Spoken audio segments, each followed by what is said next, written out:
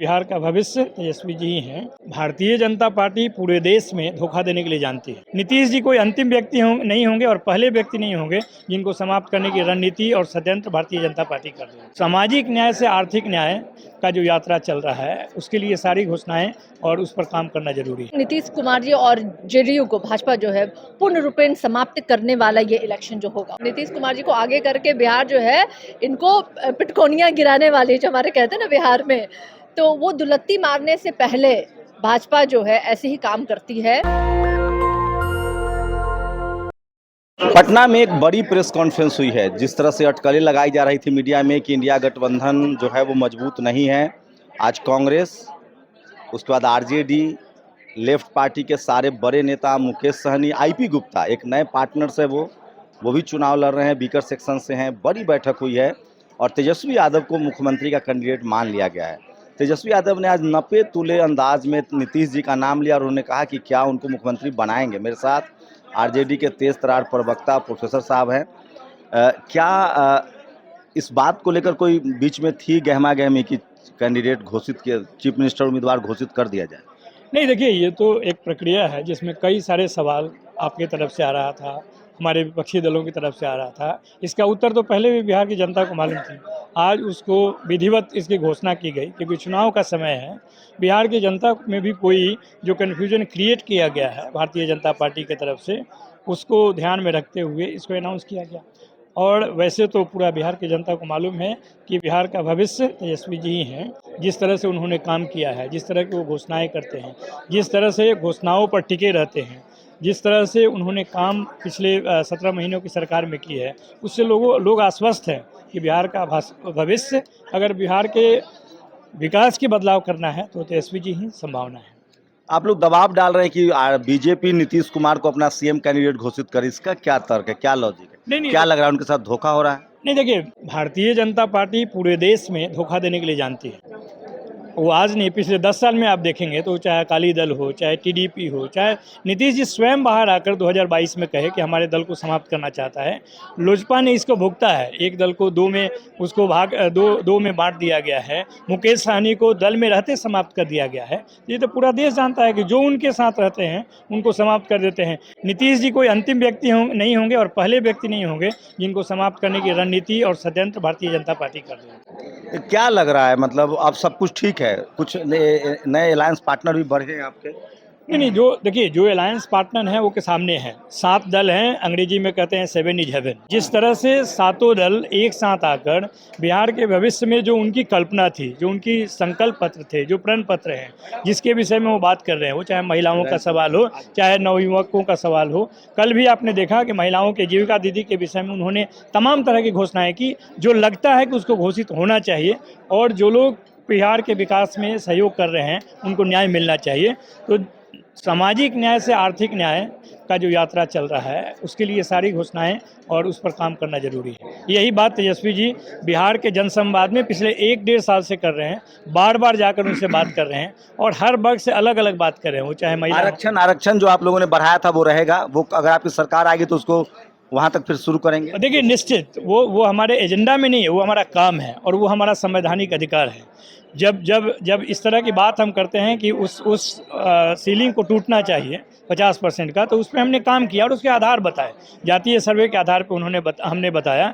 और अगर वह हक की लड़ाई है तो हक देना तो संवैधानिक है। संविधान में भी है कि हक मिलना चाहिए गरीब, दलित, पिछड़ों को। टिकट आरजेडी ने जो बांटा उसमें भी सोशल इक्वेशन दिख रहा है। 15% टिकट जो है 15% आबादी को मिला है। दलित पिछड़ों को टिकट बहुत ज़्यादा मिला है। मिशन मूवमेंट को लोगों को टिकट पर पूरे देश की नज़र थी। टिकट बंटवारे में 143 सीटों पर आरजेडी चुनाव लड़ रही है। 15 टिकट जो है वो सवर्णों के हिस्से में गया है। बीकर सेक्शन को ज़्यादा टिकट दिया है। आरक्षण की बात कर रहे हैं तो जो सोशल जो लड़ाई है, जो सामाजिक न्याय की लड़ाई है, आरजेडी उस पर भी खरी उतरती दिख रही है। शुक्रिया सर हमसे बात करने के लिए। बहुत बहुत धन्यवाद। तो आज बड़ी बैठक हुई है, शारिका पासवान है, महिलाओं पर बहुत जोर है।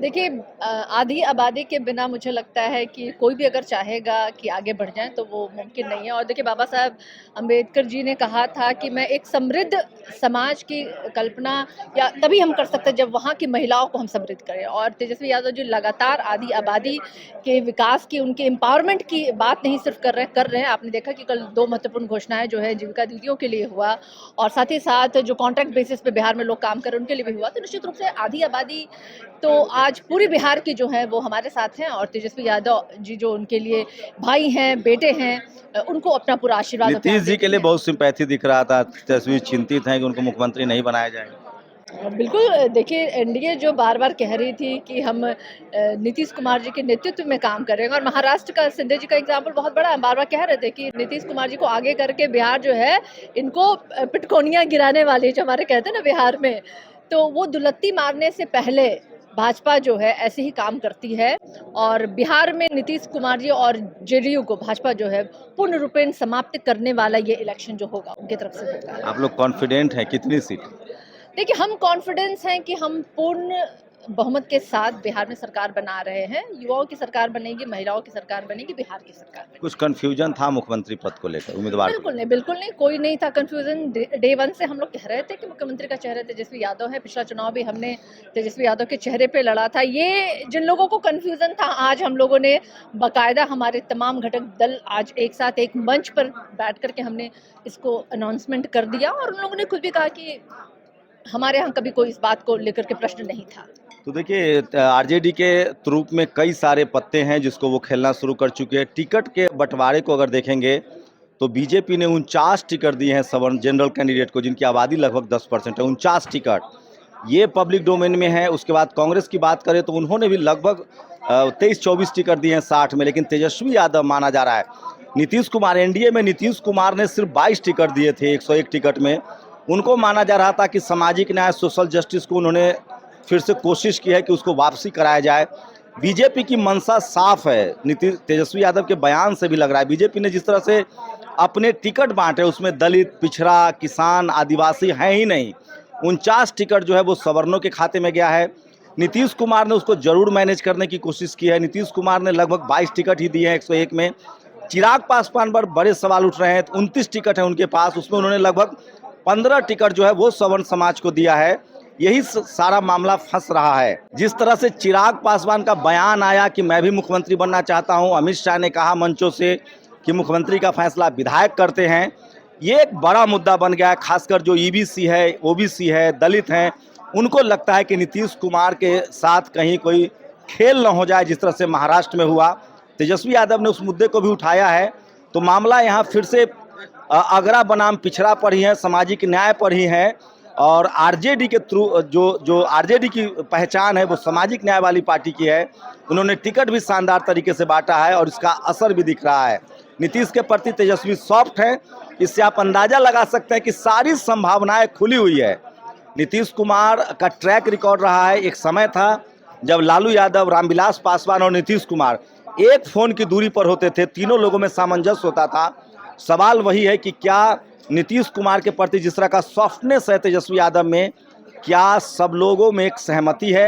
ये तो लगभग तय है कि बीजेपी अगर सत्ता में आती है तो नीतीश कुमार शायद ही मुख्यमंत्री बन पाएं और ये बात अब उनके वोटरों तक पहुंच रही है। नीतीश कुमार पिछड़े, अति पिछड़े वोटर को लेकर काफ़ी संवेदनशील रहे हैं। तो आज बड़ी प्रेस कॉन्फ्रेंस हुई है इंडिया गठबंधन की। जो तमाम मीडिया कयास लगाए जा रहे थे कि गठबंधन में दरार है, मुख्यमंत्री के चेहरे पर मुख्यमंत्री उम्मीदवार को लेकर कन्फ्यूजन है, इंडिया गठबंधन ने साफ कर दिया है कि सब कुछ ठीक है, साफ है। एनडीए में सोचे कि वो नीतीश कुमार को मुख्यमंत्री बनाएंगे या नहीं बनाएंगे। इंडिया गठबंधन की बात करें तो उसमें कांग्रेस दूसरी सबसे बड़ी पार्टी है। 60 सीटें उसके हिस्से में गई है। कांग्रेस और आरजेडी के बीच सब कुछ ठीक नहीं है। ये लगातार अटकलबाजियाँ, कयास लगाए जा रहे थे, उस पर भी आज साफ है कि पर्दा उठ गया है। और कांग्रेस के जो प्रभारी हैं अल्लाह वरू वो थे। अशोक गहलोत आए थे इस मीटिंग के लिए। उनको जादूगर माना जाता है राजनीति का। अशोक गहलोत के अलावा आप सोचिए कि कृष्णा अल्लाह वरू प्रदेश अध्यक्ष जो हैं राजेश राम, वो भी थे। बीच में लगातार मीडिया रिपोर्टिंग हुई कि आरजेडी और कांग्रेस के बीच बिल्कुल रिश्ते अच्छे नहीं हैं, दोनों के बीच दरार है, राहुल गांधी बिल्कुल इंटरफेयर नहीं कर रहे हैं। ये सारी बातों को दरकिनार कर दिया गया है और अशोक गहलोत कई बार राजस्थान के मुख्यमंत्री रहे हैं, उनको भेजा गया था। एक लंबी बातचीत हुई, लालू प्रसाद यादव के घर पर बातचीत हुई और उसके बाद आज एक प्रेस कॉन्फ्रेंस करके साफ कर दिया गया है कि इंडिया गठबंधन में सब कुछ ठीक है। एक नए पार्टनर जो हैं इंडिया गठबंधन में, IP गुप्ता, जिन्होंने एक बड़ी रैली की थी पटना में, वो इस गठबंधन के हिस्सा हैं। उनको शायद 2 सीटें, वो खुद भी चुनाव लड़ रहे हैं सीतामढ़ी से। तो ये बड़ी खबर है कि एक बड़ा वोट बैंक जो है अति पिछड़ा समाज का, वो इंडिया गठबंधन की तरफ जाता दिख रहा है। टिकट को लेकर साफ है कि RJD ने सामाजिक न्याय को बिल्कुल धरातल पर उतारा है और सवर्ण समाज के हिस्से में सिर्फ 15 टिकट गया है, तो उसका भी फायदा हो रहा है। कोशिश है कि जो नीतीश कुमार के कोर वोट बैंक है, महिला वोट बैंक है, अति पिछड़ा वोट बैंक है, पिछड़ा समाज का वोट बैंक है, महादलित वोट बैंक है, उसको भी साधने की कोशिश हुई है। और इसीलिए उन्होंने कहा है कि जीविका दीदी एक बड़ा फैक्टर है। जीविका दीदी को 30,000 रुपये की सैलरी होगी और उनकी नौकरी को परमानेंट किया जाएगा। सारी नौकरियों को परमानेंट किया जाएगा। एडहॉक बेसिस जो कॉन्ट्रैक्चुअल नौकरियां हैं उनको खत्म किया जाएगा। तेजस्वी यादव की एक साख तो है, 17 महीने की सरकार में जिस तरह से सरकारी नौकरियां दी गई थी, पिछले चुनाव में 10 लाख नौकरी का वादा किया था, इस बार उन्होंने कहा है कि हर घर में नौकरी देंगे और ये सारी बातें जो है वो RJD के पक्ष में जाता दिख रहा है। शंभू कुमार सिंह, नेशनल दस्तक, पटना। दस्तक की आपसे गुजारिश है कि अगर इसको बचाना चाहते हैं तो नेशनल दस्तक को सब्सक्राइब करने के लिए रेड कलर के सब्सक्राइब बटन को दबाएं, फिर बेल आइकन की घंटी दबाएं। नेशनल दस्तक को बचाने के लिए बहुत जरूरी है कि हर खबर को शेयर करें, लाइक करें, कमेंट जरूर करें।